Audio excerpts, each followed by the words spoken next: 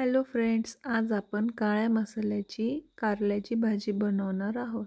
त्यासाठी तीळ, कारळं, शेंगदाणे, दालचिनी, लवंग, मिरे, खोबरं, धने, कोथिंबीर, लसूण, भाजलेला कांदा हा सर्व मसाला भाजून घ्यायचा तव्यावर. हा सगळा मसाला भाजून झाला की मिक्सरला बारीक वाटून घ्यायचा.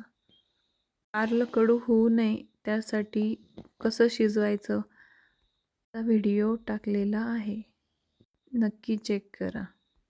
चला आपण आता भाजीला फोडणी देऊन घेऊया. कढई ठेवायची, त्यात तेल टाकायचं, जिरे टाकायचे, मोहरी टाकायचे. दोन्ही छान तडतडलं की कुटलेलं लसूण खोबरं टाकायचं. नंतर तिखट अंबारी मसाला टाकायचा. बारीक केलेलं वाटण त्यात टाकून ते छान मिक्स करून घ्यायचं. थोडंसं तेल सुटूपर्यंत कमी गॅसवर ठेवायचा तो मसाला. नंतर कारलं टाकायचं शिजलेलं, मीठ टाकायचं आणि पाणी टाकून आपल्याला पाहिजे तितकी भाजी बनवायची आणि 15 मिनिट कमी गॅसवर भाजी छान शिजू द्यायची. तुम्हाला जर हा व्हिडिओ आवडला असेल तर लाईक करा, शेअर करा आणि चॅनलला सबस्क्राईब करा. थँक्यू.